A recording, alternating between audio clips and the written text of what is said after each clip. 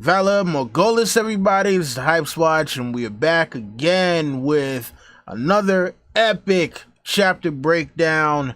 This one is number 21 for the Wayward Bride from A Dance with Dragons. And with us today, very, very special guest, guys, a rising star in the Song of Ice and Fire YouTube community, and that is a friend of the watch. LML Lucifer means Lightbringer. Why don't you introduce yourself for the folks out there?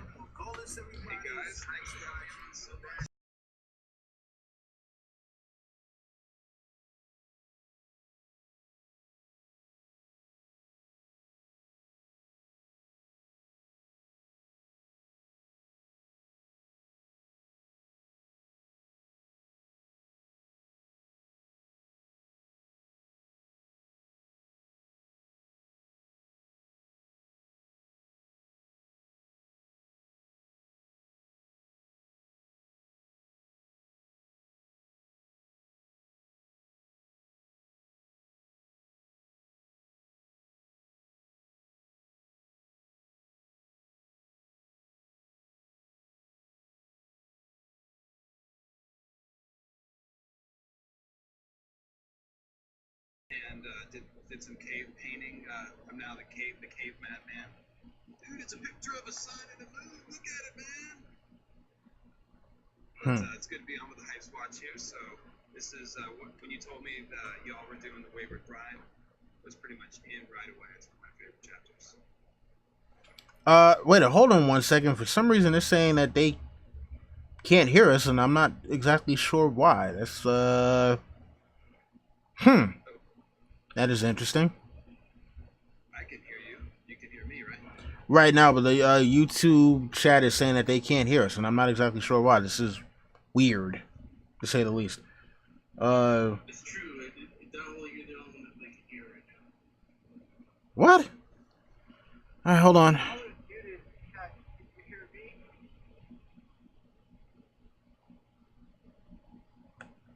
Try this one more time.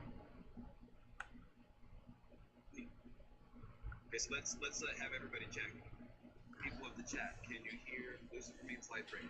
Okay. All right. They're saying we're good now. Okay. Good. Sorry about that, folks. You know, I always say technology is there to fail you when you need it the most. But next up, we have the ladies' man himself, Sir L.T. Giles.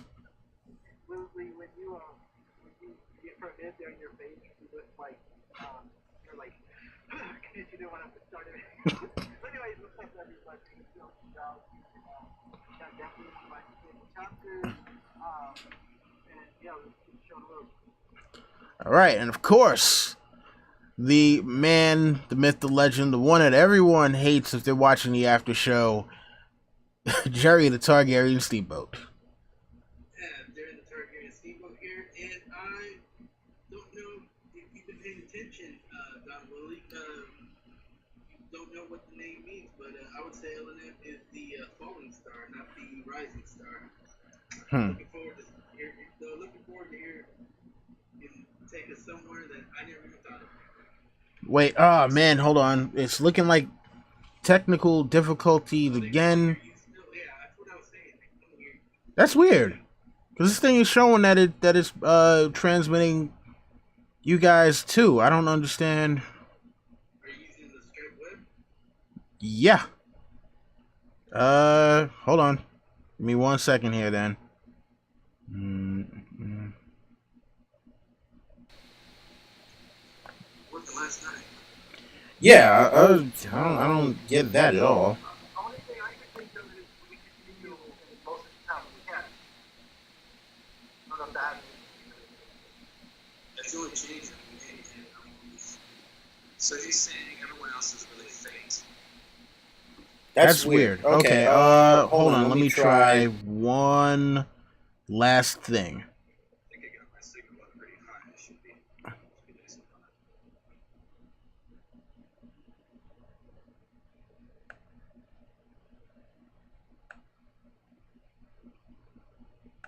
high. Listen back, and my shit was all louder.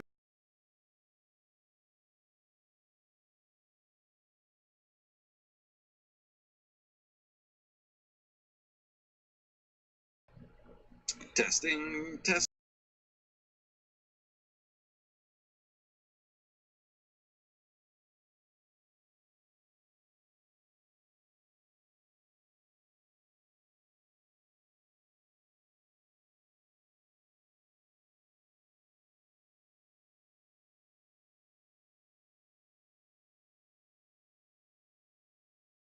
Hold on.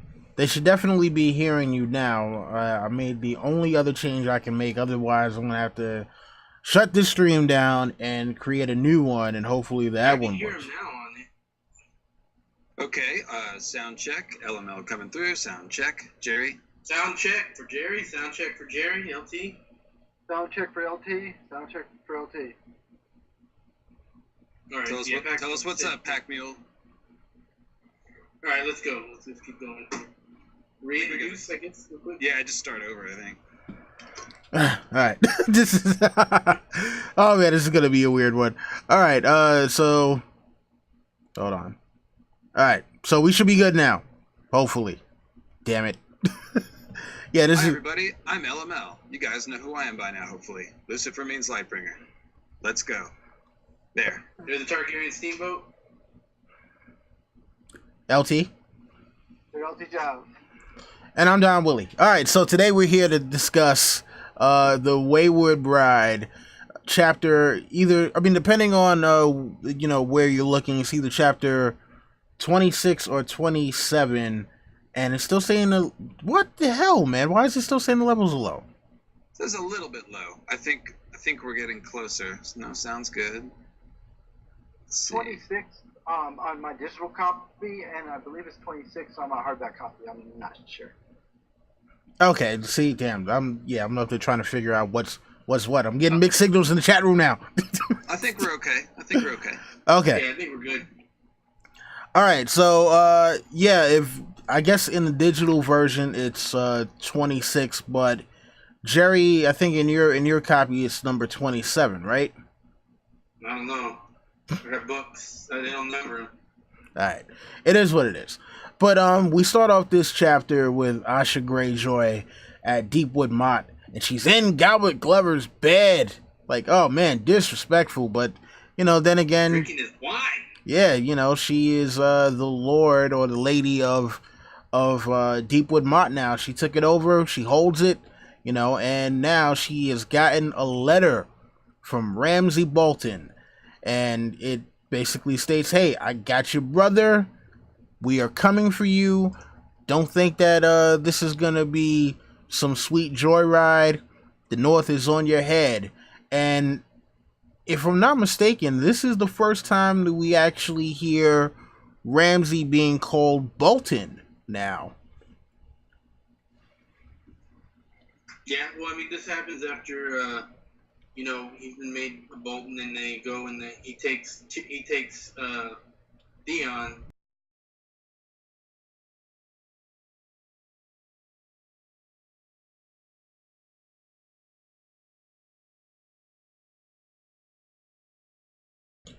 I mean, but the thing for me though is like, when exactly did he get legitimized? Because I don't remember. I thought he got legitimized after the Red Wedding. I mean, no, but did we? Book 3, because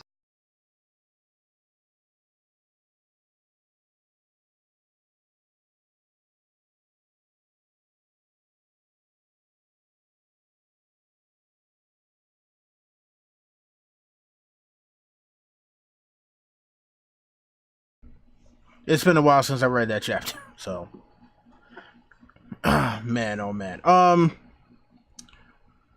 So she also gets to see the whole thing with the skin, and this is one of the times obviously where we get to learn about Ramsay's sadistic nature, where we know that definitely he's the guy that sends pieces of his victims with the letters.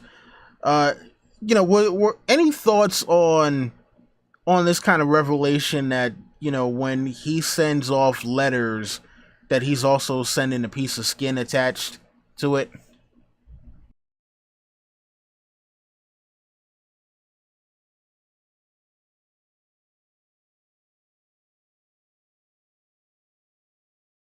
He's been doing, whatnot. So it only makes sense that they would follow through and say like, "Hey, yeah, we're skinny people. We're in charge now. Fuck you." Yeah, it's intimidation, and they had to catch up on all the years they lost when Ned was alive because they couldn't do that when Ned was alive. They couldn't send letters with. You can do it outwardly. Yeah. So it's like, yeah, we got to do this. We got to intimidate people. We got to hold the North. So it's basically an intimidation factor. It's just to let everyone know that he's crazy motherfucker. That's what it communicates, right? Fucking Mad Dog, yeah. Been watching my bike. I mean, I don't know. It's just one of those things where, like, man, what kind of person do you have to be to chop, to chop off people's, skin and then send that in a letter and think that, that's, I mean, like, obviously it's an intimidation tactic, but, yeah, like, what kind of person do you have to be to think that that's something that's all good, though, man? If I met George, I would tell him, and he'd probably get mad at me, but I'd say, George, you're wrong. Not all your characters are gray. Ramsay and the Mountain are not gray. They are evil. They are not gray. Mm-hmm. Yeah, but I mean, this is on par for the course with the Bolton. I mean, this is what the Boltons do. No, he's a sadistic fucking, yeah, there's no one else is good in him. Like, he's evil. Yeah. I mean, I have to expect Michael Bolton to be doing this stuff. That's how ingrained the Boltons are doing this. Oh, man. All right, so, after that, we have Asha receiving tidings from Euron. And basically, he's, like, hey, look, I've married you off. Forget about a ceremony. Forget about any kind of agreements. He's just like, look, yeah, you're married now. All right, you're married to Erik Anvilbreaker or Ironmaker. Ironmaker, yeah. Yeah, it's funny because like the wiki, both names are nicknames. I think he has two nicknames. Yeah, the wiki has him listed as Anvilbreaker and Ironmaker. So take your pick on that one. But she's sitting up there like, okay, this dude done married me off, and obviously she doesn't care because she has no interest in marrying anyone that she doesn't want to marry. But this kind of just shows that Euron has kind of gained full control over the Iron Islands, and he's running things his way, and she's still entirely unaware of the fact that he ordered her father to be killed, even though she might suspect it. And also she is unaware of what has happened to Damphair, as we see later on in the chapter when she's expecting Damphair to show up at any time, trying to topple Euron. But is there any thoughts on what you guys were thinking when you first saw that thing, that letter from Euron basically telling her, hey, you're married now? Isn't that the one where he used a seal to stand in for Asha? Yes. Yeah. That was hilarious to me. Yeah, I mean, like, what kind of... again, man, and see, this is another character that, LT, I think you would be able to tell George that this guy is not gray, because you got this character, Euron, who's just like, I'm just going to do what the fuck I want to do. I don't care, the rules or whatever I say they are at the time I say they are the rules. So, he has a seal, a damn seal, stand in for a person at a wedding. Like, it's Ironborn humor, I think. Sorry, go ahead, LT. I was gonna say, and this is, my mind might be foggy, but remember when Ramsay took Theon to take Moat Cailin?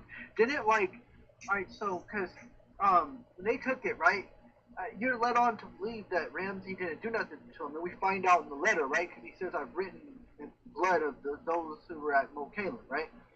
Mm-hmm. Mm-hmm. Yeah, he ended up killing him anyways. Yeah. Mm-hmm. Yeah. So the other thing I was going to say about that whole move of marrying Asha is that he's essentially it's a smart political move because he's getting some political purpose out of Asha, even though she isn't there. He's using the idea of marrying her to make Erik Anvilbreaker more loyal to him, and essentially to keep her more sort of like subjugated and under control. So it's some pretty good politics by Euron, actually. Mm-hmm. Yeah, I mean, it's definitely good because not only either she's gonna have, if she doesn't go with him, then she's just gonna piss a lot of people off because she's not doing what she's supposed to be doing, or she goes with them and she's got pretty much useless. You know, she's pretty much cut off. Like, there's not really much for her to do. It's not like it's a particularly powerful guy. He's old, you know. When she's referring to the wolves, is she referring to all Northerners or just the Starks? I mean, they call those Starks wolves, but they mentioned that earlier. They generally, it's kind of like, you know, remember when Nintendo was big back in the day, and anytime you were playing video games, you used to call it just Nintendo. Well, it's kind of, or like Q-tips, you know, you call cotton swabs Q-tips. Well, you know, they just refer to all Northern men as wolves because the Starks were the brand of the North for so long. Yeah, she calls them mountain goats later because they're mostly mountain clans that are attacking in the woods, but we'll get there. Yeah. You know, so, you know, she's suspecting now that the next attack is obviously going to come from the Boltons. She knows that the castle is the key to the north. So she's like, hey, you know what? I don't need to run. We can stand here and fight. We can repel whatever Boltons. Even though she does know that there aren't that many longships left. And, you know, you have the defeat of Dagmere Cleftjaw. And she's fully aware of He's this. not defeated yet. He knows. Oh, okay. I mean, well, yeah, it's pretty much... It's pretty much an imminent... She says that, like, well, obviously with this action, Euron knows that... She knows that Euron is showing with this action that he has no interest in the North at all. So he's only interested in whatever plan we find out later what his plan is, but she calls chasing dragons. So, they know that it's only a matter of time before Torrent Square is going to fall as well. And, Dagmar makes him bleed. Yeah. I thought this was... Isn't that what... Yeah, because, I mean, I think Quentin Greyjoy says that, like, he's like, yeah, we should just go leave and go back up, go to Torrent Square and we'll back up Cleftjaw. But I think there was a misprinting here. It said Quentin. I think it should say Don Willie Greyjoy because he's the captain of the Salty Winch. Hey, you know, I also go by Quentin sometimes, so there you go. She mentioned it was 4 longships, right, Willie? 4? Yeah, there's only 4 out of the 30 that they originally had. No, it's 3 out of the 30, and then Christopher Botley came later. Well, I mean, but you know, altogether, yeah, because he wasn't expecting Christopher Botley to come, and we'll get to him because he's one of the most interesting parts of this chapter, and you know, just shows a reason why it's just not good to be a simp. But so Asha has sex with Carl the maid on Galbert Glover's bed, disrespecting his chambers, just, you know, skeet all over his chambers and all that. And, you know, she's regretting the fact that she can't marry him, and she, you know, makes jokes like, hey, my husband's going to be coming anytime soon. And, you know, you can't, we can't let this go on for too long.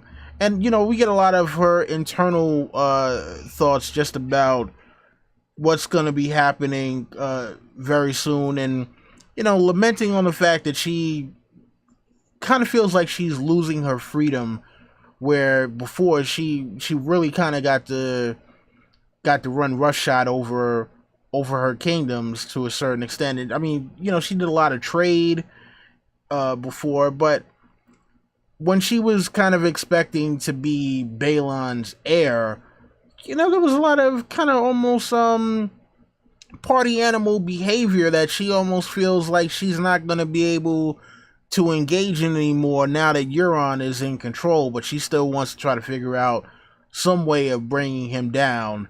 And, you know, it's just one of those things where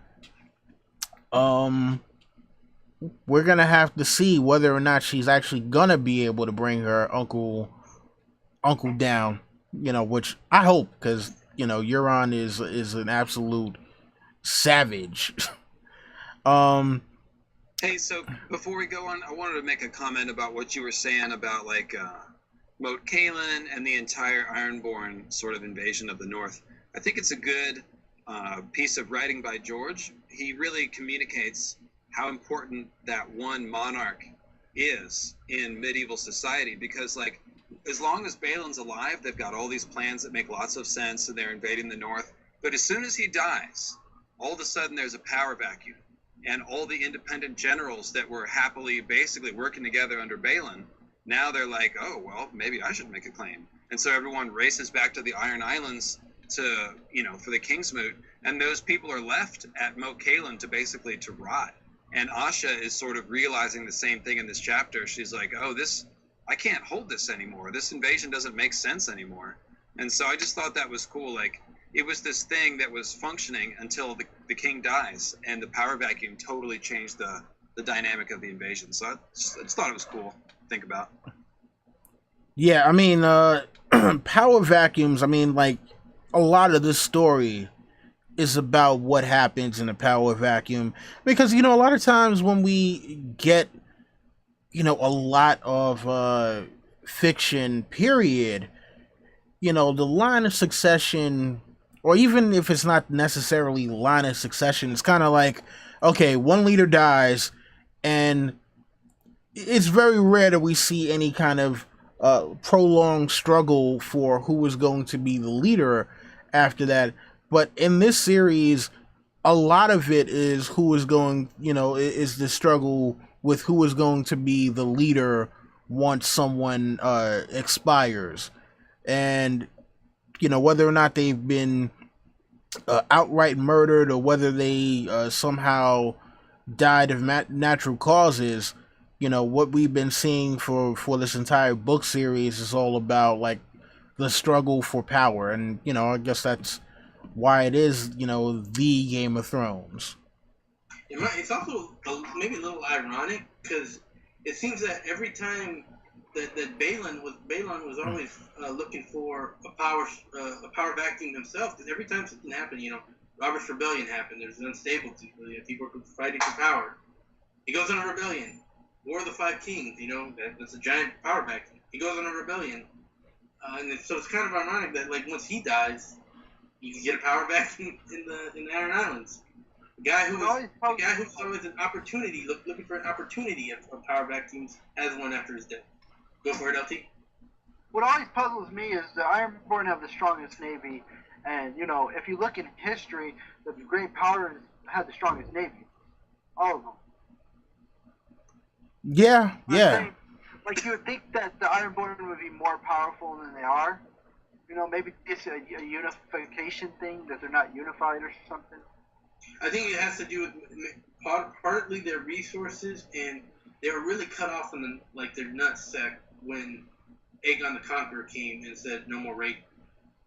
So they really were left to their own island and their own resources. And yeah, basically it took dragons to keep them in check. Before then, they used to run roughshod before that. Yeah. Yeah. Robert had to be in check. So that's the answer, is they are hard to keep in check because they have different moral standards and norms of war and stuff than other people do. And they don't sew, so they don't have things to guard. Like, they don't really care. You try to come invade them, like, it's kind of like Dorne. Like, they can just, like, raid the Iron Islands. What are you going to do, burn our rocks? But the whole Reach in the Westerlands has everything to lose and lots of things to try to protect. Yeah, it's kind of like a double-edged sword. Like, yeah, they have nothing to lose. When you cut them off from gaining their resources, like by pillaging, they have nothing left. So that's where their power goes. Hey, if I'm not mistaken, this is all fuzzy to me. Was Victorian at Moat Cailin, or did he just send people there, or Balon sent? Was he ever there? And then he left. Yes. Yeah, because he went back. He went back for the Kingsmoot. Yep. Because he left the shadow, or not shadow. What do you call that? A small force. Skeleton crew. Skeleton crew. Yeah. But yeah. Boy, wasn't that a horrific scene? Just as an aside, wasn't that a horrific scene when Theon went there and found the dude like rotting in his bed, and everyone's all delirious? And man, that's like some horror writing right there, dude. Yeah, they that didn't was. even come close in the show what they did. I mean, it was good and it was all right in the show, but it wasn't even close to what it was. Yeah, pretty much. But let's not go there. Let's keep... Yeah, let's keep it to the book. All right, so during the night, while everyone is asleep, an alarm is raised, and we find out that some men, some Flint men, have actually scaled the walls and are trying to save Lady Glover. Asha winds up, with her men defeating these guys, but the one survivor that's still left tells her about his plan, basically to open the gate to let a bunch of northern forces in so they can take back Moat Cailin. And I mean, not Moat Cailin, Deepwood Motte. I don't know why the hell I keep on saying Moat Cailin, because Moat Cailin is further south. But this was obviously one of those things where they tried to kind of use the same tactics that Theon used to gain Winterfell, and unfortunately it did not fare too well for the Flint men because they got discovered. But it was kind of crazy because, when we hear put to the question, if you didn't know what put to the question means, would you automatically assume that it basically meant torture? And I throw that to you guys. Definitely. I'd have to think about it for a while before I come to that realization. That's just me. LML? So wait, what's the specific question now? If you had just heard the phrase put to the question and didn't previously know that meant torture, would you have picked up on it in terms of like, oh, they're going to torture this guy for information? Oh, I don't know. I just wouldn't know what that means. Yeah, because like the way that they make it sound, until you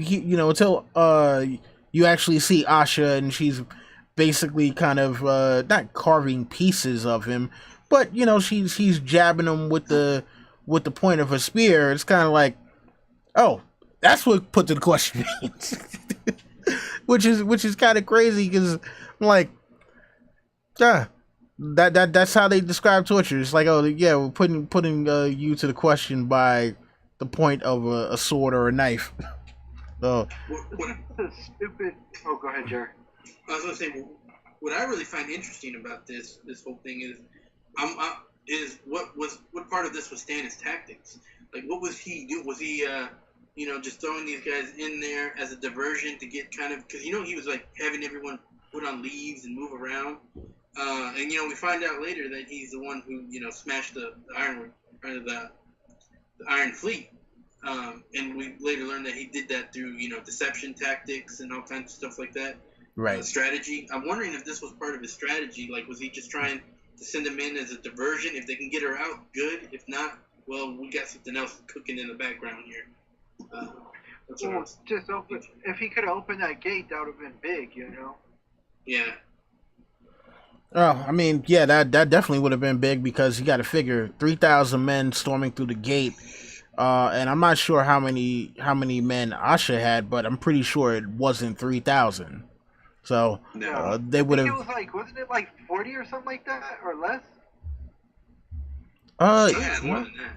Yeah, what she had, like 9 ships, I want to say, 10 ships. Yeah. Well, she had 3 ships left, and then Christopher Botley brought his ship with people. So okay, so right, yeah, so let's have a rough number. couple hundred at most. Yeah. Okay. So a rough number of like 240, 250. Yeah, that sounds good. Still not enough. I mean, if you had 250 men in Moat Cailin, nobody could take it. But Deepwood Motte is pretty big. Yeah, you can attack from any side. It doesn't have any choke points. You have to defend the entire wall. It's just a wooden palisade. It's easy to climb, and you're fighting people who know the land better than you. Like, yeah, they had no chance of winning. Yeah. Did any of you guys play the Telltale Game of Thrones games? Mhm. Okay, so you know they have House Forrester and they're sworn to House Glover, and when I was playing the game, I'm like, because they're having this gripe with Ramsay and you know, and that other house, and I'm like, where the hell is House Glover at in that game? But they didn't put him in there. It was stupid. Yeah, I mean, listen, that's... Iron made a comment. He thinks the put to the question phrase might have appeared first in the Arya chapters with the Mountains Men. And it certainly does appear there. Whether it's the first or not, hard to say, but... Okay. Yeah, I mean, that, you know, but that's just one of those phrases that to me always sticks out as like, oh man, how in the world do you know, like, I wonder how someone came up with that, you know, as like, oh yeah, this means we're just gonna torture people, you know. I guess that was the way about being polite about interrogation. But by the way, did y'all want to talk about you know, this scene between Asha and Carl or Quarrel, whatever his name is? I never pronounce his name. I have to think it's Carl. Yeah. It's Carl? And like Karth. Yeah, and then like his, you know, just their relationship. I mean, to me, it kind of says, it really gives you a kind of tells you what kind of person that Asha is. That she's kind of a free. I mean, yeah, she does. You know, she wouldn't marry him because of his noble birth, so she has a bit of some responsibility. But she is basically a free woman. She's gonna, you know, sleep with who she wants to. She likes it a little rough. You know, she likes a little, you know. See, you know what's funny about this is that even though they sort of have the rough play, it's actually maybe the most consensual love scene we see in the story outside of like Sam and Gilly. It's actually like really sweet when you're done with it and then you read it and you realize even Sam like had to be kind of forced to do that, so it might even be more consensual. Yeah, so like the couple of pirates sort of like, you know, having rough sex or whatever, it actually turns out to be one of the sweeter, you know, more romantic kind of scenes in the whole book. So I thought it was really well done. I mean, but what's funny about that is on my first read, I thought she was getting raped, but then my second read, I got it. Oh, I thought so too at first. Until you see her really start participating. Okay, hold on. Iontron says 50 Shades of Greyjoy. I mean, no, but you know the funny thing about that is, because like at first she was like, "Oh, I'm gonna stab you if you know do this. I'll kill you in your sleep." And then after it's over, when Carl the maid is asleep, she's like, "Yeah, where's my knife?" Like she's still looking for the knife. Hey, she says that, and it's funny because you know she's mad about Euron, you know, betrothing her to that guy. But what's funny is when he's doing that, she goes, "My husband's gonna cut off your balls and put you in a dress." Yeah, I mean, so yeah, you know, those are the lines I was thinking of. But there's some really good writing. Yeah, I mean, it was just kind of funny that, you know, like, yeah, here's the relationship between these two, and yet she's still kind of threatening him with violence, even though she's like, yeah, you know, we're cool, you know, this is actually how I want things to go, but yeah, it's just kind of weird that this is the interplay between the two of them is, you know, look, so essentially the Ironborn is just a violent culture, and so that's the language they use is violence. It's what they respect is violence and force, and that's their lexicon, you know. That's why I think it's this kind of personality is what makes Asha such a good captain, such a good Ironborn. Right, she'd have to be tough to get respect in this culture. There's a great line about her crew. It said half of them looked at her as a daughter and half of them wanted to fuck her, but they'd all die for her. That's why I always imagine Asha looking more attractive in the books than the actress they picked in the show. I'm sorry to bring up the show, but I always imagine.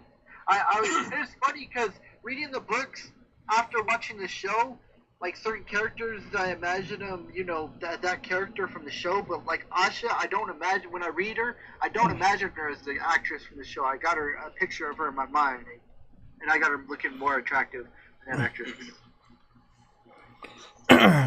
True indeed, but you know, we're not gonna harp on that. We're not gonna harp on that, man. Well, harp on whatever I want to harp on is my chapter. Not dismissed. I do think of one of the themes that Martin is dealing with is gender role in society, especially medieval society.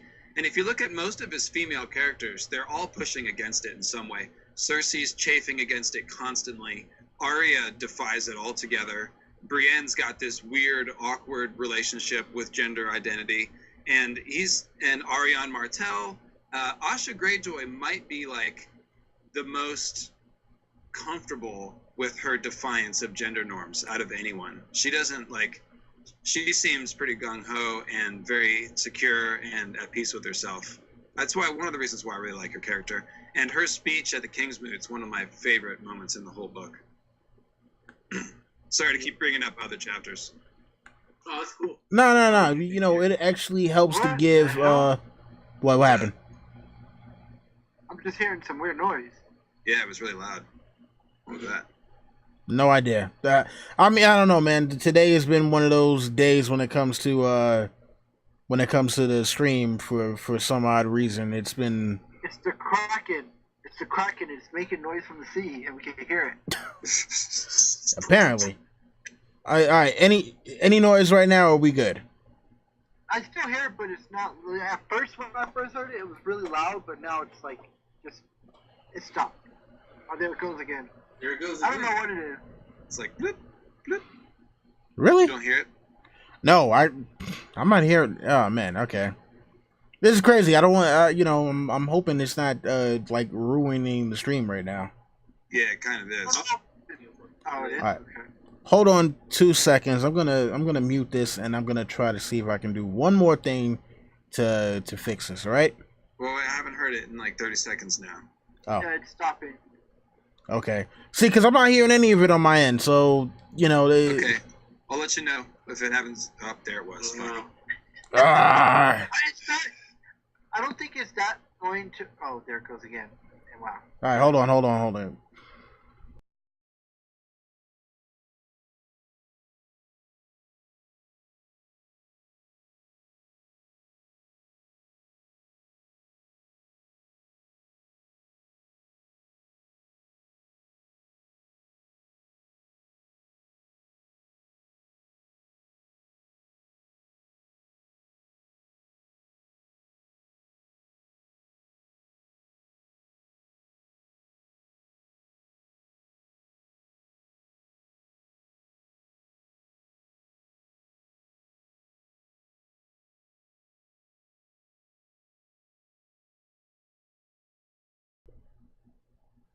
All right, so They don't hear anything now? well, no, now we hear. All right, so hopefully the sound should be good now.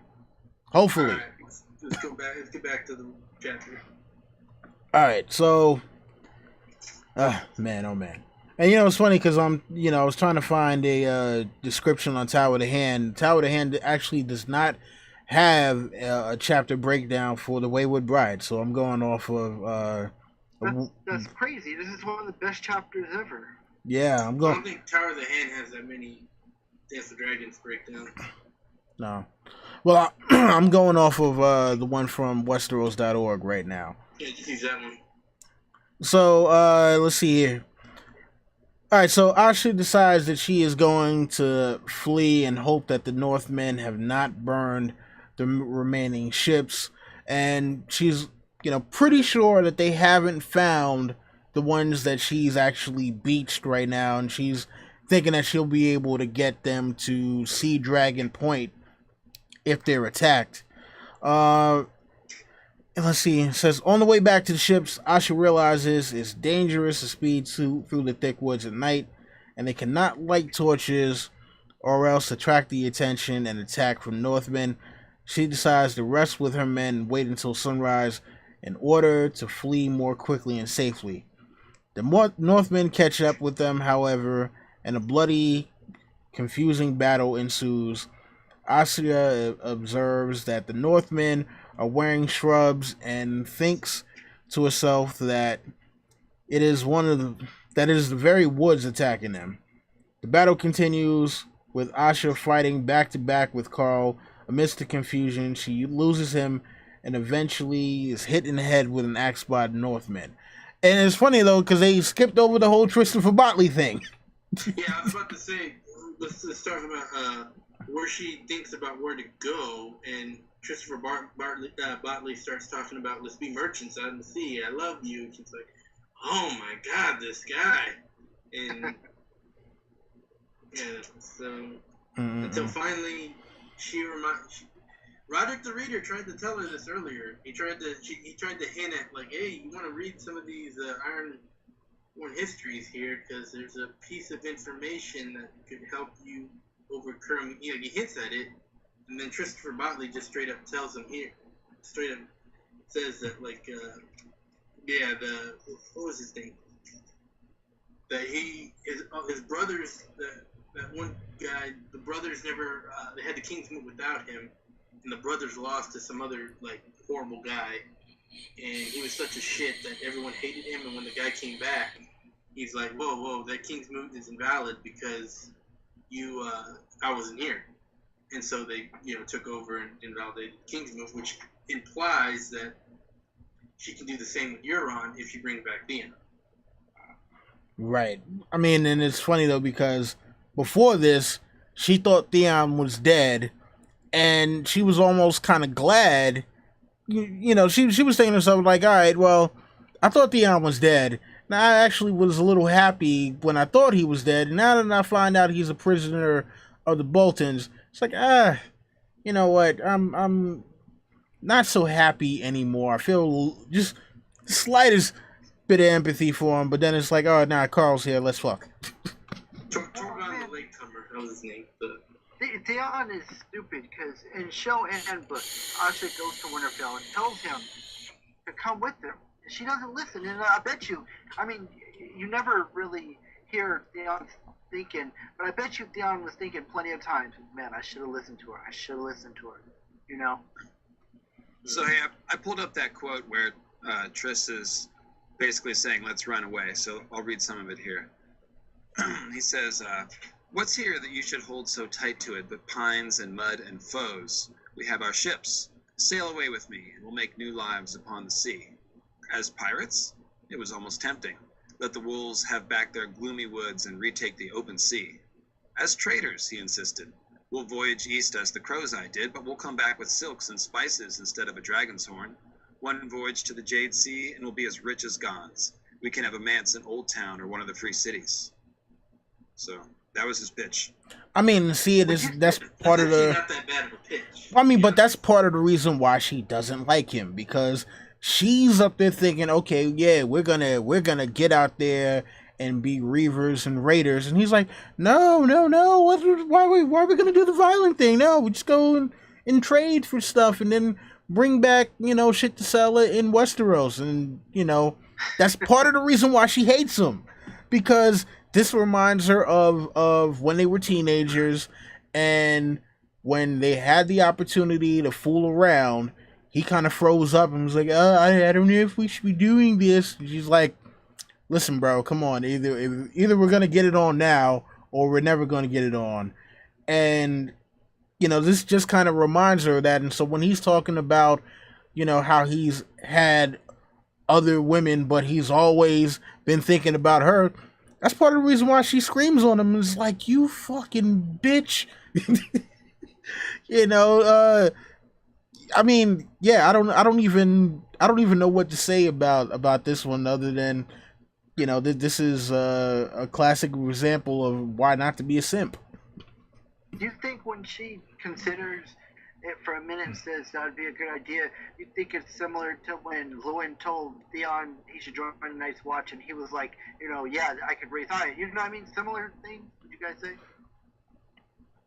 Am I reaching that? I mean, it's hard to say, because she changed once Tristan tells her about that thing, or Christopher tells her about the loophole, she completely abandons that any other idea. So yeah. So here's the next lines. I was actually waiting to read this. It's pretty good. So after he offers that, she counters by saying, "You and me and Carl." She saw him flinch at the mention of Carl's name. And then she says, Hagen's girl might like to sail the Jade Sea with you. I am still the Kraken's daughter. My place is, and then he interrupts and says, where? You cannot return to the Isles, not unless you mean to submit to your lord husband. So it's she's sort of like saying, well, I have this duty. I have to fight for the Ironborn. Euron's evil, and he's sort of pushing back against that and saying, you know, you're married now. And then so the next line is Asha says, Asha tried to picture herself abed with Erik Ironmaker, crushed beneath his bulk, suffering his embraces. Better him than the Red Oarsman or left-handed Lucas Cod. The Anvilbreaker had once been a roaring giant, fearsomely strong, fiercely loyal, utterly without fear. It might not be so bad. He's like to die the first time he tries to do his duty as a husband. That would make her Eric's widow instead of Eric's wife, which could be better or a good deal worse, depending on his grandsons. And mine uncle. In the end, all the winds blow me back towards Euron. I have hostages on Harlaw, she reminded him, and there is still Sea Dragon Point. If I cannot have my father's kingdom, why not make one of my own? Sea Dragon Point had not always been as thinly peopled as it was now. Old ruins could still be found amongst its hills and bogs, and remains of ancient strongholds of the first men. And this is the best line right here. In the high places, there were weirwood circles left by the children of the forest. And that's really cool, just on its own, but it's also cool because the bones of Naga, the sea dragon bones on Old Wick, are probably petrified weirwood. You guys are hip to that, right? Yeah, I've heard that. So then here we have a place called... Well, we can talk about it more in a minute, but you guys are familiar with the general theory. So then we have... I didn't actually think of that one. There's a bunch of clues about them being petrified weirwood that's turned to stone. But this is a clue about it right here because it says, we've got a place now called Sea Dragon Point, and what does it have? It has weirwood circles on it. So it's just giving you that Sea Dragon weirwood association. I thought that was cool. Yeah, definitely. I mean, like, you know, and that's the one thing I really love about the way that George kind of throws in these little Easter eggs here and there, because it really shows that, you know, all of this stuff is connected, but the characters haven't figured it out yet. And that's the funny thing is, like, you would think that with all of them being in such close proximity, even though a lot of them don't have 100% the same cultures, they still come from places where there are all these hallmarks that connect all of them, but yet instead of looking for how it connects them, they're looking for, okay, well, this person is different because they have a different religion, or, you know, they don't do this kind of custom that we do, instead of looking for the thing that actually binds all of them together, which would make them a stronger country. Could I go back and talk about Dagmar Cliffjaw, or should I just... No, go ahead. Yeah, go for it. I love the character of Dagmar Cliffjaw, and I love that he's holding Tone Square, and when winter starts, he's probably still going to be there. But what I also love is it mentions that him and Balon came up together, that they're close friends. And it's like, I wonder, just thinking to myself, you know, if he was that close with Balon, I bet he cares for Theon. And I wonder, like, if, like, say he was in the position, would he take out the Boltons or help take out the Boltons? Like, it would be almost cool if Stannis could recruit him, but I don't think he could. But it'd be cool. I mean, I don't know if he's still gonna be holding Torrent Square by the time Winds of Winter comes out. I mean, because it just kind of seems that right now, especially the way that this chapter is laid out, that the Ironborn are pretty much being ran out of the Greenlands and back to the Iron Islands at this point. And not only that, Euron is kind of giving up that stuff because he has his own mission. So he's not only recalling people, but for the people who decided that they wanted to stay, he's really not sending them any help. So, you think he's gonna flee? Or do you think he's just gonna die? I think he's gonna wind up being killed in battle. I think he's for one, yeah, he was Balon's, like, one of Balon's best friends, and I just think that he's, you know, he's gonna try to live up to the example that he thought Balon would have wanted him to set. So what's the last thing we know about him? What's the last thing we heard? He's holding Tone Square. Yeah, but I think aren't the Manderleys? Didn't the Manderleys send someone like towards Torrhen Square or? I believe they were planning to take it back, but I don't believe we heard that they did plan to take it back. Yeah, so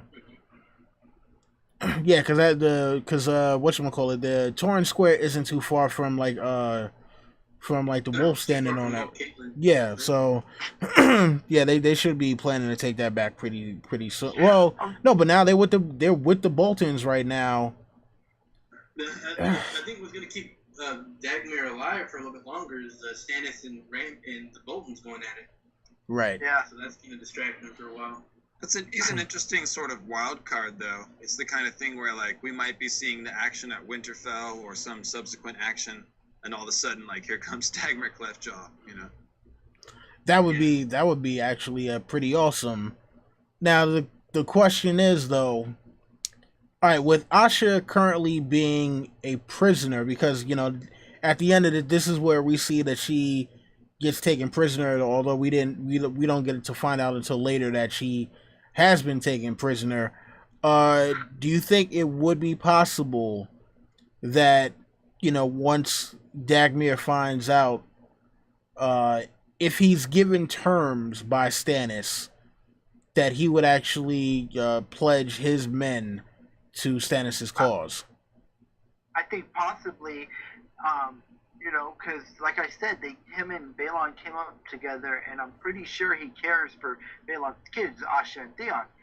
But one thing I was just thinking about, why didn't Theon summon Dagmere to Winterfell when he needed men, and he sent Ramsay out to look for men? Why didn't he have just Dagmere come to Winterfell with all his men? Because, you know, Winterfell's more important than Torrhen Square. I never thought about that, you know?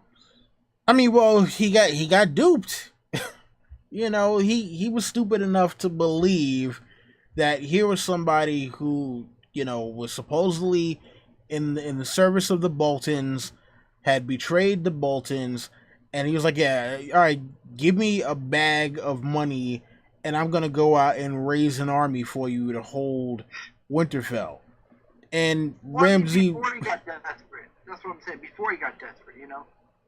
I mean, I think at that point, he might have thought it would have been too late, because I mean, like, how many people does Dagmere have holding Torrhen Square? I mean, Torrhen Square isn't a huge city or village or anything like that.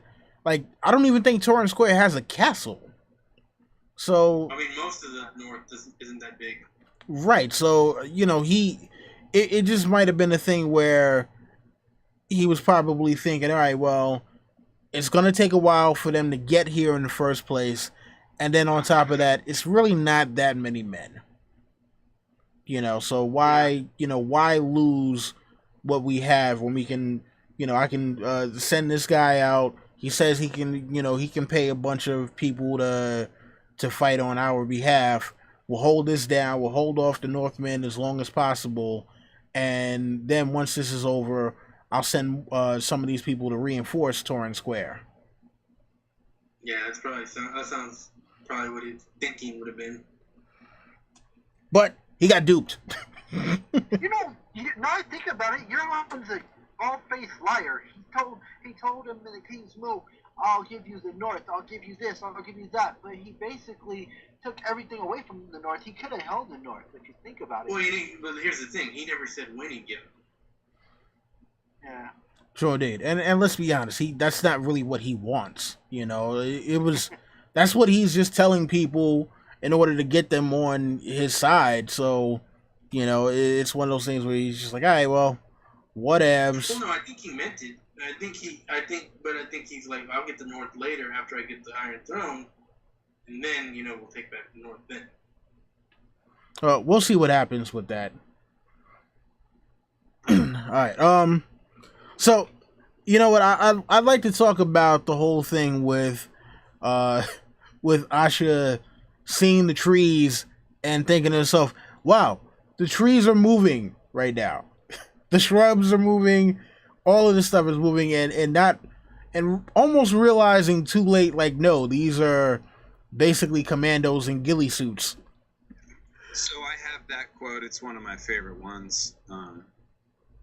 and it ends with another like huge Easter egg clue. So it says, "To the walls," Asha Greyjoy told her men. She turned her own steps for the watchtower, with Tris Botley right behind her. The wooden watchtower was the tallest thing this side of the mountains, rising 20 feet above the biggest sentinels and soldier pines in the surrounding woods. "There, Captain," said Crom, when she made the platform. Asha saw only trees and shadows, the moonlit hills and snowy peaks beyond. Then she realized the trees were creeping closer. "Oh ho," she laughed. "These mountain goats have cloaked themselves in pine boughs." The woods were on the move, creeping towards the castle like a slow green tide. She thought back to a tale she had heard as a child about the children of the forest and their battles with the first men, when the green seers turned the trees to warriors. Which obviously brings back, but it's one of those things where you think about Lord of the Rings, with that one. Yeah, we're talking literally, yes. The ends. Yeah. But of course, given what we've seen in the show, we know that this could be a euphemism referring to the others, who basically are created. Think about it, all right? In the show reality, they just took this guy who became the Night's King, they posted him up against the Weirwood, and they drove the dragon glass into his heart. But what that's implying, when we think about what might the book version of that, like, simplified TV idea be, I think you're looking at something where the others are more of a tree spirit. There's some combination of a human and maybe the spirit that's inside the Weirwood tree coming together and forming this ice being. So when this line about the children of the forest turning trees into warriors, basically they're saying they're using Weirwood trees to create the others, if you will. Yeah, that's possible. I want to see, I definitely want to see how it is that they actually made the White Walkers in the books, because I mean, for me, all the clues were there. It's just one of those things where people were looking for stuff that was implicit, where it was more of the things that were missing. It's like, why would this thing happen as opposed to something else happening? And that's what kind of led me to that conclusion. But before we get too off track, although before that, that kind of reminds me. It says the Green Seers turning the trees into warriors. I've always had the feeling that Bran is warging into those trees. He's not actually. He's actually skin changing into a tree, and that's how he's able to, create the, make the noise and kind of do that. But so that's what it means when a Green Seer inhabits a tree. He's basically skin changing the Weirwood tree, just like he would an animal. Yeah. So if you had someone even more powerful than Bran, could they potentially move the tree branches and stuff like that? Well, can he skin change them to any tree or just Weirwood tree? I imagine that's just Weirwoods, but probably just Weirwoods. There's a little bit of clues about maybe oaks, simply because of Garth the Green and the oaken seat. It was like a throne of living oak, which sounds a lot like a Weirwood throne, but oak. But there's a couple of heart trees that are oaks, but it's hard to say. I mean, the Weirwoods are the main thing, right? Yeah, the Weirwoods are the main thing, and then plus also, remember, it's stated that they had to carve the faces in order for people to be the Green Seers to even be able to see through them. Right. So here's the thing about the reason why I bring this up. Asha is talking about the children or the Green Seers turning the trees to warriors, which I'm saying is about the others, and that involves the Night King. But in this chapter, look at what's happening. She's fighting warriors that are dressed like trees. So there's a parallel that's being created. And who's leading all of those tree warriors but Stannis? And Stannis has a lot of parallels to the Night's King. Yeah, of course, there's a lot of theories that he might be the new Night's King. That's because he's living in the Night Fort, and Melisandre is a succubus, kind of like Night's Queen was a succubus. And the whole story of Night's Queen and Night's King, I think, is about, and a lot of people think, is about creating others. Because it says they sacrifice to the others, but Craster sacrificed to the others, and that means giving his babies to the others to create more White Walkers. In the book and in the show, it's basically the same thing. So the story of Night's King creating the others, it's almost like we're seeing it played out in the woods here with Stannis and all these warriors that are dressed up like trees, And then in this chapter, we get Asha talking about green seers making the warriors out of trees. And that's how George usually does his Easter eggs, is he gives you the Easter egg, but then he'll show you the same idea represented in a different way in the same chapter. Then that would also kind of make the Shadow Babies kind of a prototype to the others. So the Shadow Babies are like inverted parallels of the others, if you think about it. So Melisandre takes a bit of Stannis's life fires and creates these black shadow children. But the others are called white shadows. So Night's Queen takes the soul and life fires of Night's King, and she creates white shadows. So it's very much a parallel relationship. Mm. So it's kind of like an ice, like maybe there'd be like instead of a red priestess, it'd be like a blue ice priestess, which really harkens back to, what Tony Teflon revealed a while back that, when George ordered a Melisandre one but painted blue. That's right. That's right. Yeah, me and Tony talked about this recently. We're pretty much on the same page. I think Night's Queen was not a full other, and I don't think she was a white. I think she was more like a cold version of Melisandre, a person that's like transforming into the element by using that element. Like Melisandre is transforming into this thing that exists on the energy of R'hllor. She doesn't need to eat. She hardly needs to sleep, and it's like she's literally sustained by fire magic. I think if Melisandre keeps going for like a few hundred years or 1,000 years, she might end up being like a fire version of an other. I mean, that makes a lot of sense too, because I've always said that the magic in this is elemental. It's not really like like everything we've seen, like the R'hllor, the dragon glass, the dragons, all those are really just subsets of fire. So in the end, fire is the thing, and they're just all branches of it. Yeah, and the Rhoynar used water magic, and the others are basically like an incarnation of the worst parts of winter. I definitely think magic and the elements are tied together. Don, Willie, what were you about to say, man? Now, I was going to say, I find it interesting, though, that she says her power is strongest at the wall when you think about it. I mean, here is a giant ice wall, right? She's, super scared of the Great Other and the White Walkers, but yet her power is most potent at the place where you would think it shouldn't be. It's the total opposite of her element. But here's the thing: the point of the wall was to keep out the ice. So technically, what keeps out ice better than fire magic?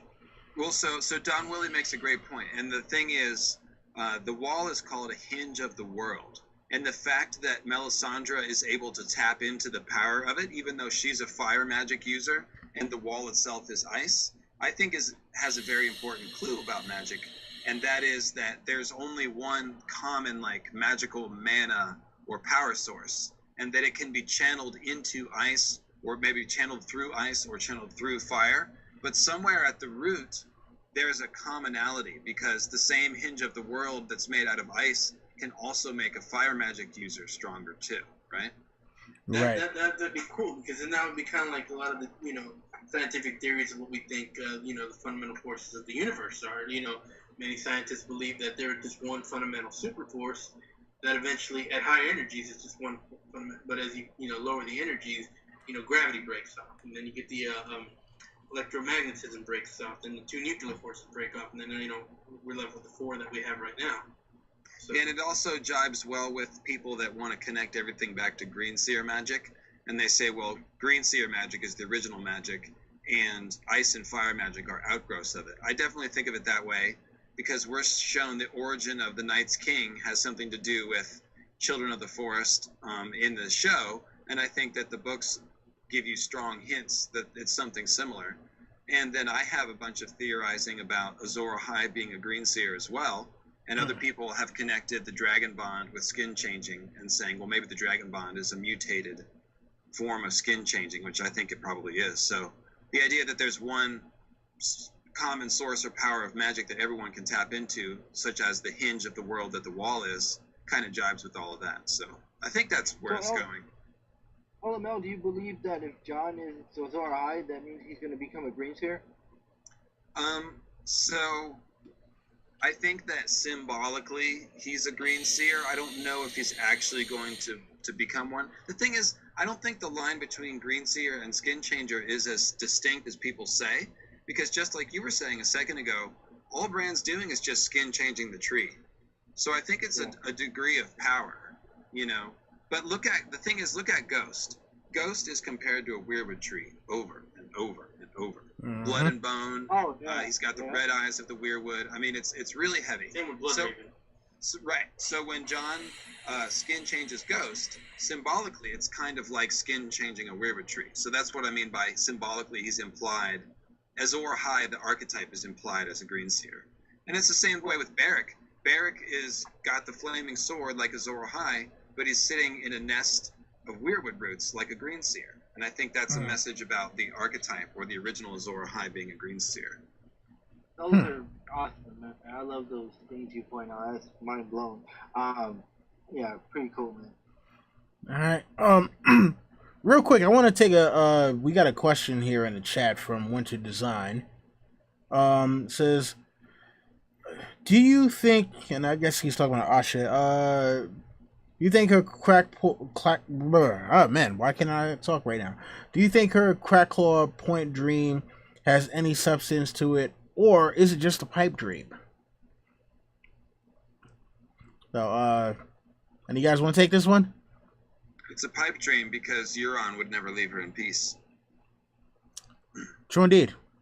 True indeed. I mean, that's part of how he cements his hold on the Ironborn, because seeing that she is Balon's daughter, and remember, the rest of them probably have no idea that that Ramsay has Theon right now. So, in order to cement his hold on the Ironborn, and also to have it be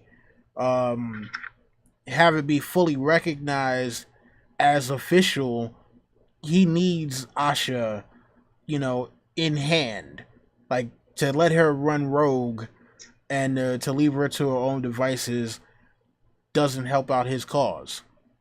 I mean, eventually, like, okay, so Roderick the Reader pretty much tells him, like, go, this is what's going to happen.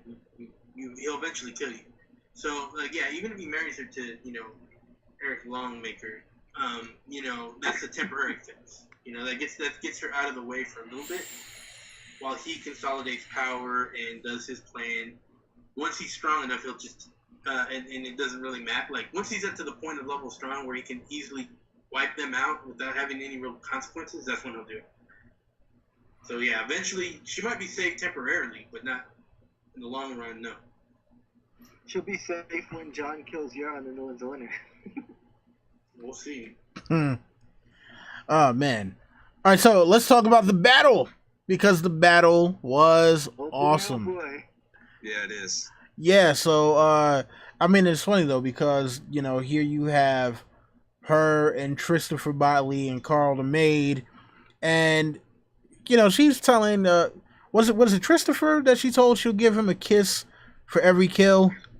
Yes. Yeah, and I'm just kind of like, dude, man, like, give it up already. She kissed him earlier, so... She kissed him earlier, and then she realized, like, I think it was one of those kind of, like, she was happy that she kind of found her way out of this situation.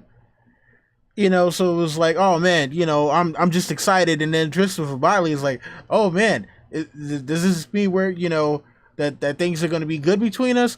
And then she kind of realizes, like, shit, I just kissed Christopher Botley. So it wasn't a thing of that she really was excited to... Well, I know, but I'm talking from Christopher's perspective. He's like, oh, she just kissed me. Right. Back in the game. Yeah, you know, and he's just too stupid to realize, like, no. But, man, alright, so this was a pretty intense battle. A lot of axes being buried in heads. But at the end of it, unfortunately, Asha gets hit over the head with an axe. And, you know, because of the way that George writes a lot of these, you know, we didn't know whether or not she was dead until, like, a few chapters later. But... The end of the book. Really? Was it the end of the book? It was near the end when you finally meet up with. Well, when I say a few chapters later, I don't mean like 3 or 4 chapters later. I mean like way down the line, because that's the way that George normally sequences the books. You know, if we think that someone died, but they actually live, either we don't find out until the next book, we find out like half the book later that, oh no, this person is still alive. Mm-hmm. Yeah, but after Arya finding out Arya wasn't dead, did you guys really think she was dead? I didn't. Oh, I did. When Arya first got hit. No, what I'm saying is once you find out that she's not dead, that Arya's not dead, and you're like, you know, I wasn't worried about it. I didn't think she was dead. I mean, well, I hadn't read Storm of Swords until after season 3, so obviously I already knew that she wasn't dead from Storm of Swords. But with A Dance with Dragons, I had read that before season 5, I think. But obviously the events are way different, so it's one of those things where we have characters who are dead in the show, alive in the books, and vice versa. So George does. Is it 3 times he does the whole trick on make you believe they're dead at the end of the chapter? He does it this one. Tyrion, and then Quentin and Brienne. Come on, Jerry. Oh, Brienne too. Yeah. Yeah, Brienne. and in fact, Ion Throne just brought that up too, because remember, she's being hung. Hyle Hunt is being hung, and Podrick, yeah. So hopefully Podrick isn't dead. Yeah, hopefully he isn't. No, man. Now, what were we gonna ask LT? About her strategy here, she was to go west into the woods, even though they knew. I mean, her strategy was to go west until the sunrise and just make it out. But obviously, once they got to the woods, they were too slow. Their feet kept getting hurt. They kept stepping on shit that was slowing them down. And then, of course, the North caught up because they knew how to, maneuver through the woods a lot better.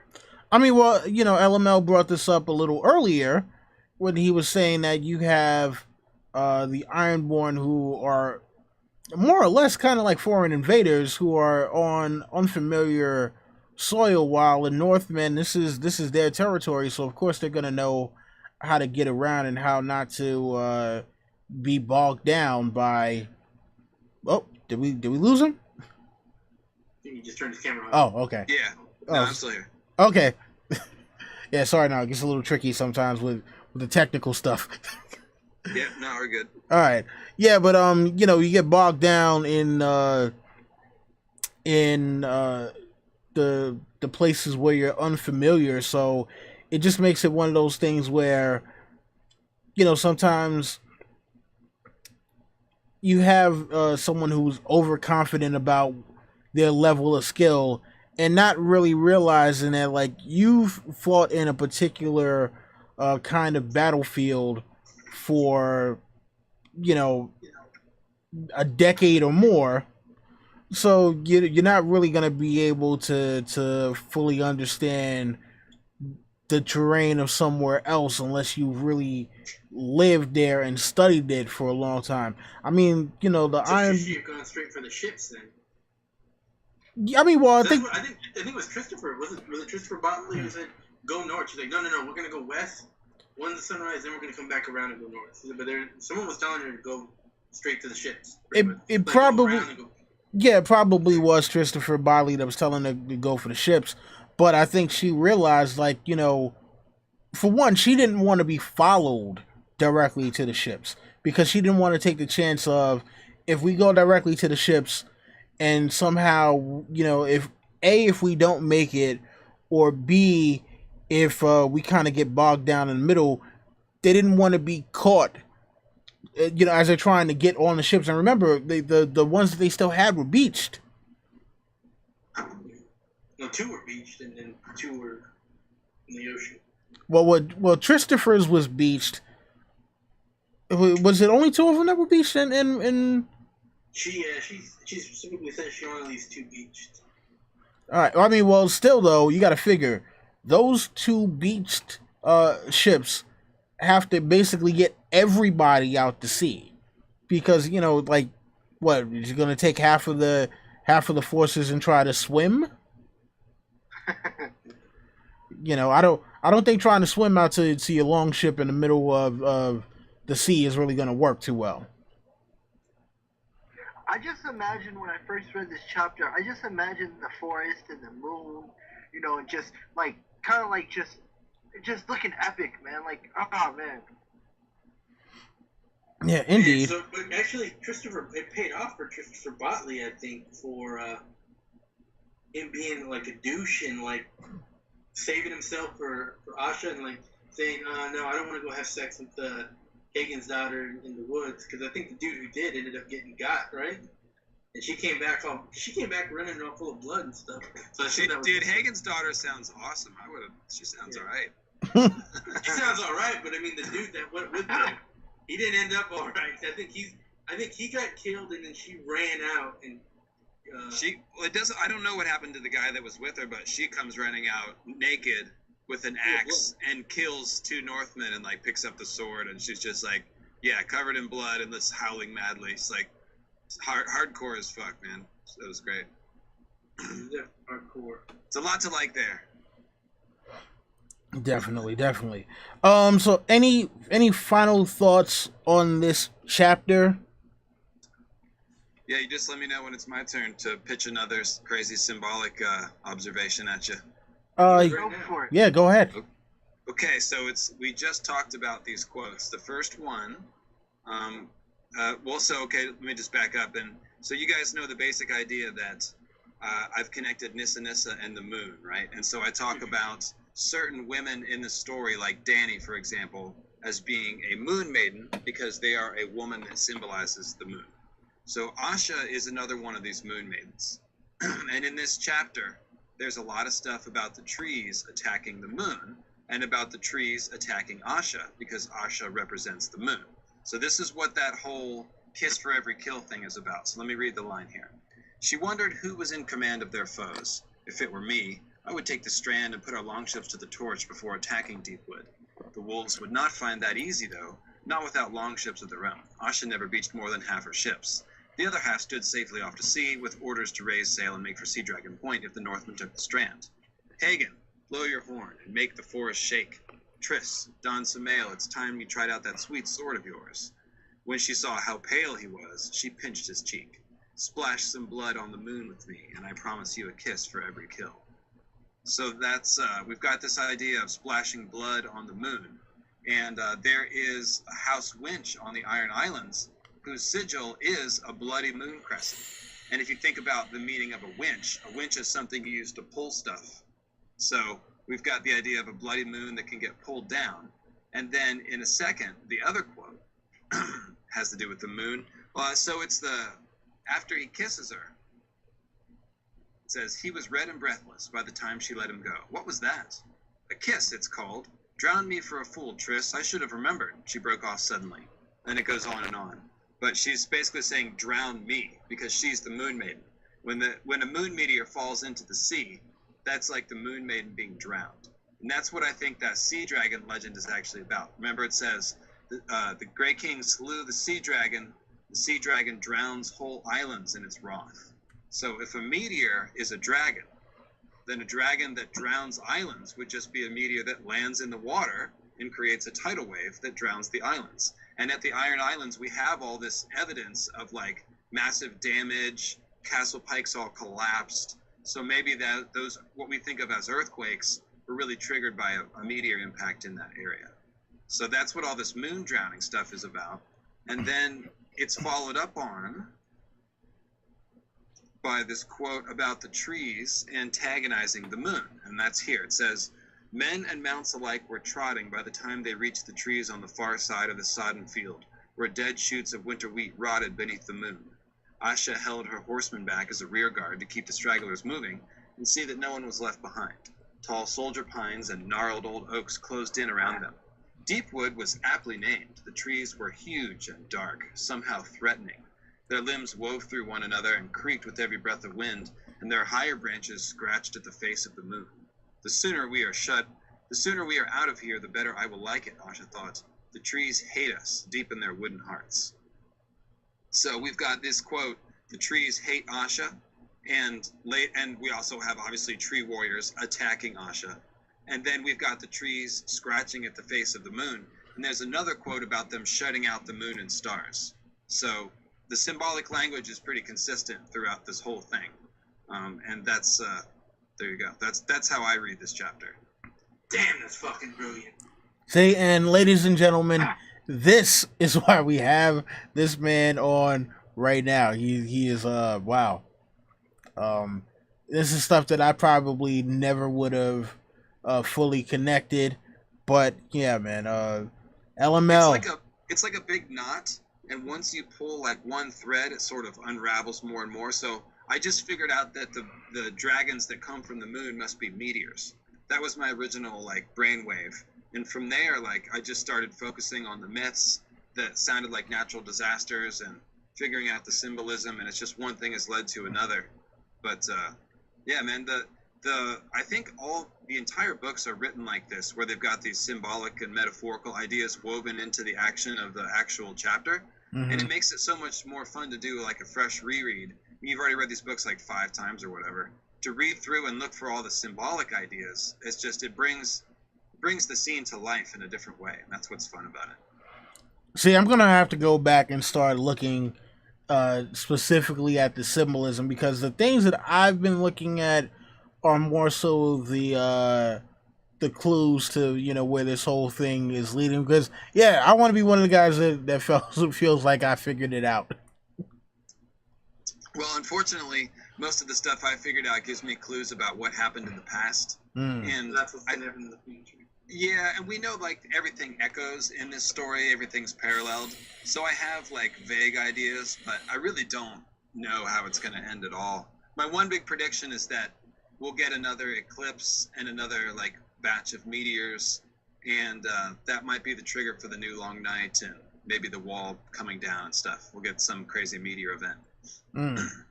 I mean, well, you know what? If a meteor hits the wall, that'd be fucking knocks a hole into the wall. Yeah, it's going to cause a lot of trouble.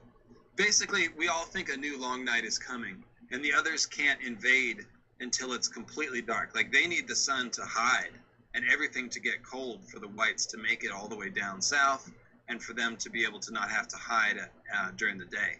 And the sun doesn't just hide on its own. So I think we need something to trigger that new long night. And if I'm right that it was a meteor impact that triggered the first long night, it just kind of makes sense that we'd get another meteor impact. That Carthian legend of the moon wandering too close to the sun and cracking, it says one day the other moon will kiss the sun too and the dragons will return. So it's got this idea built into it that there's going to be another moon dragon event. You know what's really great about this? Is, I mean, that somehow the show stumbled into? We know in episode 6 they're going up north and they're going to face the others. Well, what's going to happen a few hours later in the day? Get an eclipse. Or no, yeah, get an eclipse. The timing is pretty sweet, yeah. Yeah. Oh man. I mean, that's gonna be crazy to see, you know, on the show. And it's gonna be even crazier to read it in the books. And it's funny though, because like I've been thinking for a while now about the meaning of the title of the last book, which is A Dream of Spring, which to me means that, you know, by the end of it, it might still be in winter at the end of it, because it's a dream. It's not that they've actually made it to spring. It's not saying, you know, springtime for Westeros or whatever.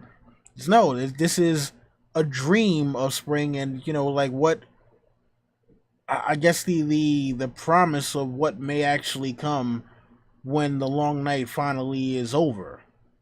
Yeah, I mean, I definitely think it's going to be in the winter because prior to that name, their name was going to be A Time for Wolves. And wolves are creatures of the winter. So, there you go. George was going to name it A Time for Wolves before A Dream of Spring? Yeah. That's pretty cool. Wait, if it's The Time of Wolves, is that kind of Starkish, you know, Rise of the Starks, you know? I mean, I think that was... Yeah, I think it was one of those things where they kind of felt as though, or George probably felt as though it might have been given away too much, you know. But you know what? Yeah, real quick, I just want to look up the definition of dream, and then also to look up the thesaurus to see like synonyms. Hey, Don Willie, check what Iron Throne just said about the last chapter. Book number 8, last chapter. But hold on. What? Patrick Ewing comes out of the shower? What? I don't even know what that means. Like, I don't know what that means either. Maybe because he fucking's always glistening all the time. By the fourth quarter, he just shining. How the hell did Patrick Ewing come out? I have no idea. Iron Throne, you're gonna have to explain that one. Yeah, like I'm what? Oh man. All right, well let's look up. All right, so the definition of dream. So a series of thoughts, images, or emotions occurring during sleep. Let's see here. The second one they have here is an experience of waking life having characteristics of a dream, such as a visionary creation of the imagination. Let's see, a state of mind marked by abstraction or release from reality. And let's see, an object seen in a dreamlike state. Then the third one they have here is something notable for its beauty, excellence, or enjoyable quality. And the fourth one they have is a strongly desired goal or purpose, and let's see, something that fully satisfies a wish. Let's check the thesaurus for synonyms.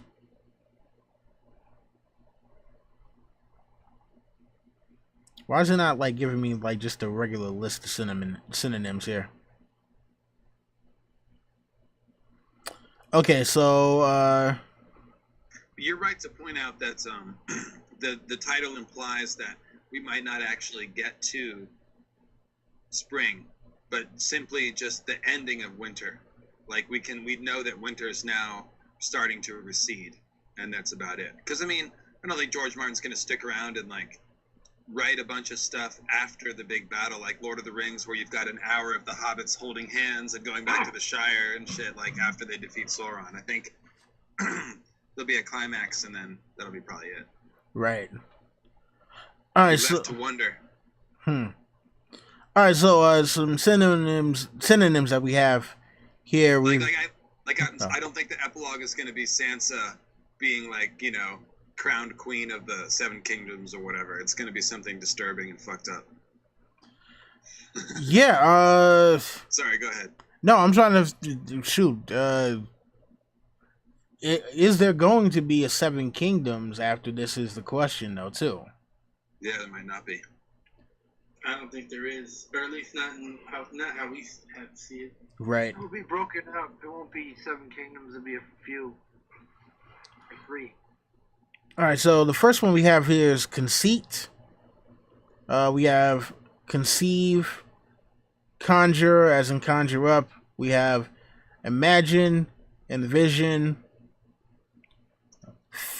fancy, fantasize, fantasy, feature,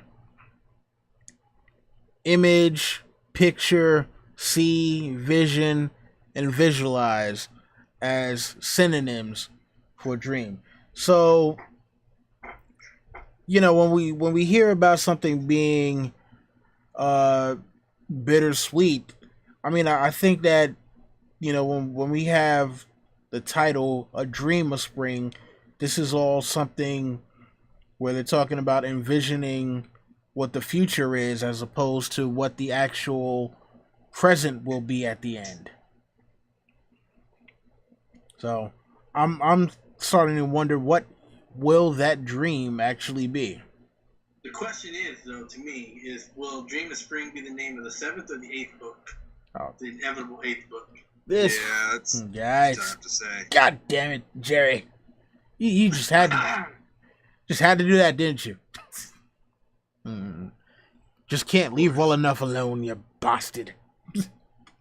It's hard to say, man. In some sense, it's like, oh, how's he gonna wrap everything up? But like, I think it's not gonna be quite the same breakneck speed as the show, but as the end comes on, it's gonna be another war, and people are gonna start dying off pretty quick.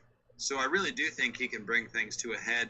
And I also don't see like this prolonged war against the others that goes on for like chapter after chapter after chapter. Like, I really think there's, most fantasy novels will give you this climactic war, but then there's some more human set of actions that has to go down in order to settle things. Like anybody that's read Wheel of Time might imagine the climax of that scene.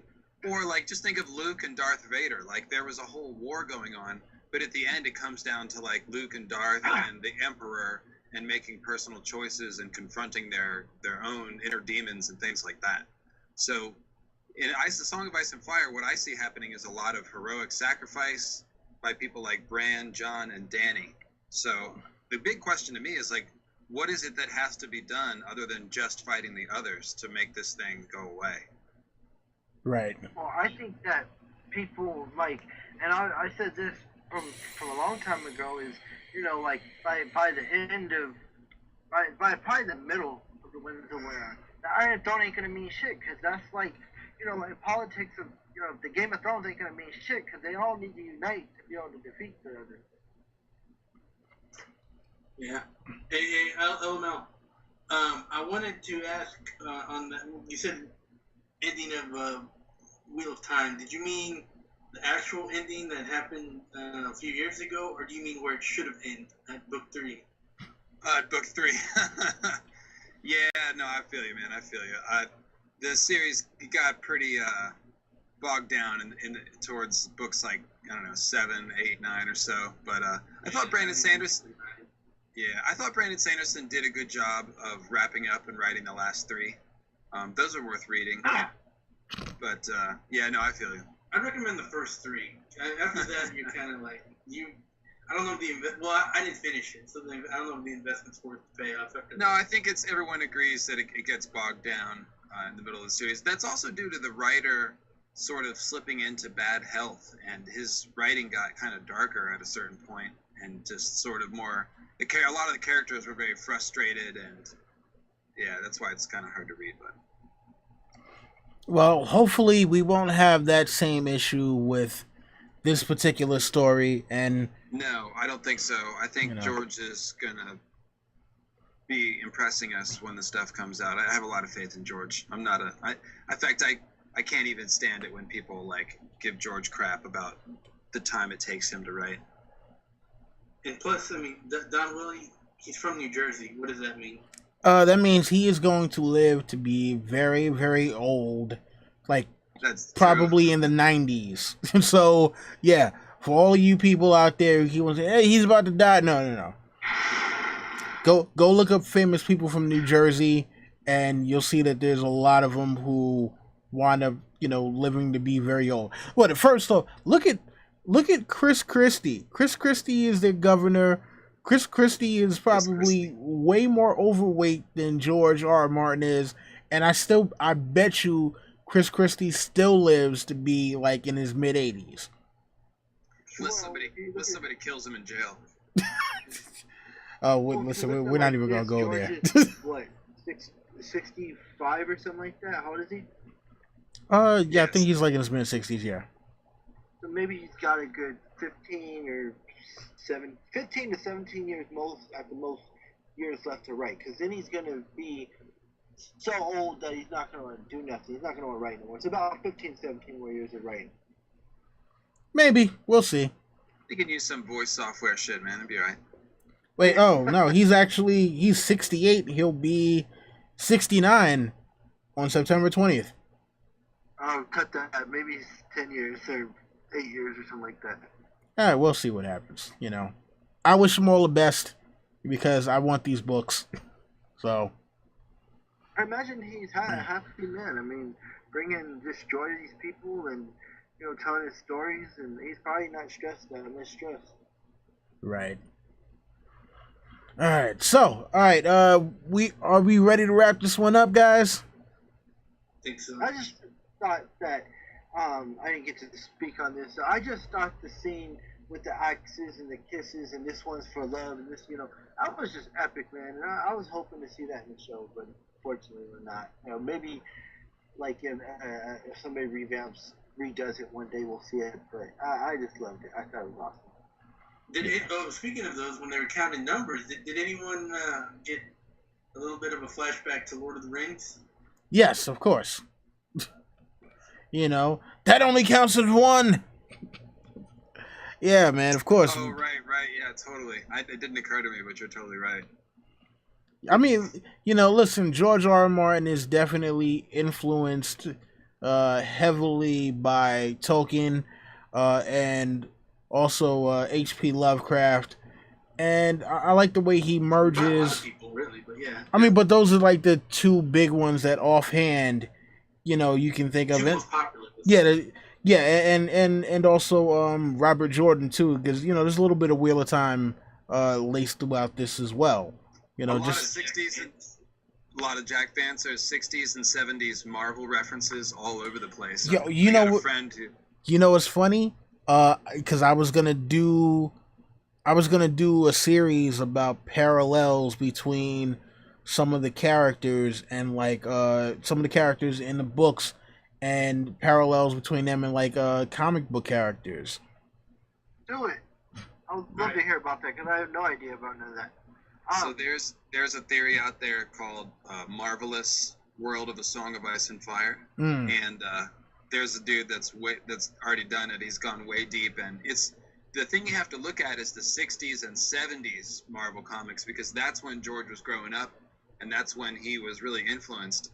And by using those as references, it's a little less obvious than by like making somebody Wolverine or something, Right. So like you have to go. Come out to what 79, something like that. No, Wolverine came out in like the early to mid 70s. But by then, George R. R. Martin may not have been reading comic books anymore. So, but yeah, I mean, listen, just real quick. I mean, one instant parallel is the Lannisters. You have Tywin, who's Magneto. You have Jaime and Cersei, who are the Maximoff twins, and you have Tyrion, who's Toad from the Brotherhood of Mutants. So, that's an instant parallel that I picked up when I was reading the story. I didn't even have to think hard about that one. So the Euron Crow's Eye is one of the most clear. I forget who the Marvel character is, but there's a really strange Marvel character that's just got a freakish amount of stuff in common with Euron.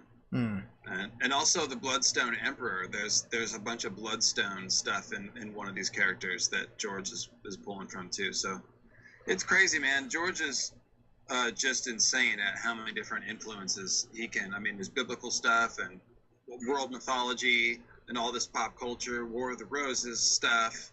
I mean, it's insane, man. Yeah, I'm thinking Naga, the sea dragon Naga is probably Fin Fang Foom. Yep.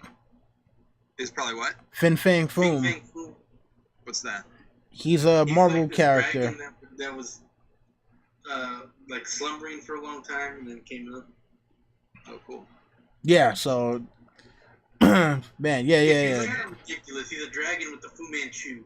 So well, Chinese dragons, Asian dragons, they have that look kind of. It's almost like a catfish look to them. Yeah, exactly. And they also don't have wings. Yeah, some of them don't. So I think that the reason why Chinese dragons are always shown in the water is for the same sea dragon logic that I was just talking about. They have to deal with tsunamis that come from any sort of meteor impacts off the coast of Asia there, the East Coast. And so I think that's why they've got all these legends about sea dragons.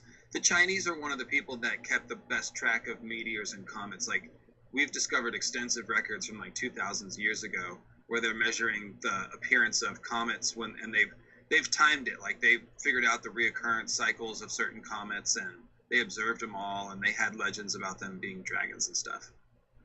Yeah, so I mean, we're gonna, we'll take some time to dig deeper into into some of this other stuff. I think that maybe we should set up a something about parallels between not only historical but fictional characters and the influences it has on George's work. Just something kind of off the cuff a little bit. But yeah, there's a lot of ways to go with it. Like there's somebody that made an entire website about the Norse mythology corollaries to A Song of Ice and Fire, and that's really strong. The kind of the mistake that he made is he sort of thought that it was the only thing that Martin was copying from, and so that Martin's ending was going to be just like Ragnarok. And by following that logic too far, he came up with the idea that it's really all about Bran versus Jaime, and that Tommen was the prince that was promised, which doesn't make any sense at all. So okay. Like you took it too far. But at the same time, Robert Baratheon is Thor, in many ways. There's no question. Yeah, so, yeah.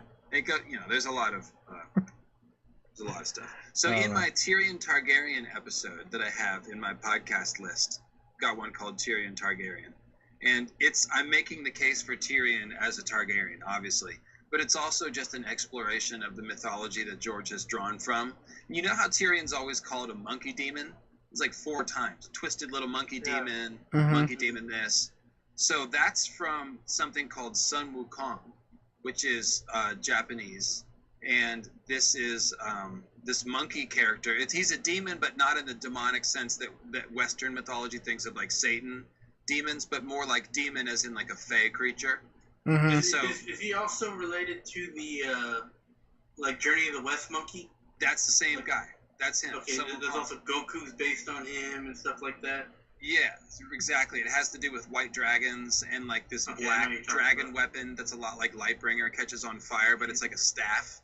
Mm-hmm. And so in this episode, Tyrion Targaryen, I spend a good half hour showing all the correlations from Journey to the West and Sun Wukong to Tyrion. And it's really fun, and it's so like off the beaten path. I discovered it by accident and then just started digging. I read the whole Journey to the West, and I was like, holy shit, dude, George is mining the fuck. Journey to the West is great. I like 3 Kingdoms and Outlaws of the Marsh better, but I love Journey to the West too. Well, so you'd really enjoy that episode. You probably know the folklore better than I do. But yeah, check that one out. That's the Tyrion Targaryen episode. Will do. I've been going through some of your stuff lately. It's definitely very interesting. I was listening to your latest episode yesterday, but I have to really go back and yeah, my shit, you kind of have to do it in order. I don't mean to be a bitch about it or anything. No, it's all good. I just wrote it sequentially, and I end up stacking one idea on another, so I don't have to constantly, like, re-summarize everything every episode. So it kind of helps to go through in order. I will say that you can start any of the series at the beginning. Like, I've got a Weirwood Compendium and Sacred Order of Green Zombies. And once you have my basic moon theory in mind, you could start either one of those series, but then you would want to go in order. You don't want to jump around. Right. Cool. Sorry. No, it's all good, man. Listen, this is the nature of the beast. George's symbolism is so deep. I mean, there's so much stuff I don't touch. That, like, all the food has symbolism. All the clothes has symbolism. There's a theme about weaving. There's a theme about candles. You can take any damn thing and follow the use of this symbol throughout the whole story and make a good, like, essay out of it, because it's just so deep. You're probably onto something too with that Journey to the West thing, because I was pretty sure that George read 3 Kingdoms, because in 3 Kingdoms they have 3 guys who were not brothers, but under a peach tree swore to become brothers and die on the same day. Which is like, if you look at that in reverse, you got, 2 guys that are brothers, Renly and Stannis, meet with Peach and, like, not become brothers. It's like kind of the opposite. That's interesting. That's very interesting. The way that I think George operates is when he decides he's going to have a flaming sword in his story, he basically checks out all the magic flaming sword stories he can find and uses little bits and pieces from as many of them as he can. So Lightbringer borrows from King Arthur's Excalibur. It borrows from the Flaming Sword in the Garden of Eden. It borrows from Marvel. There's a Hanna-Barbera thing called Thundar. Yeah, Thundar the Barbarian. Yeah, I remember.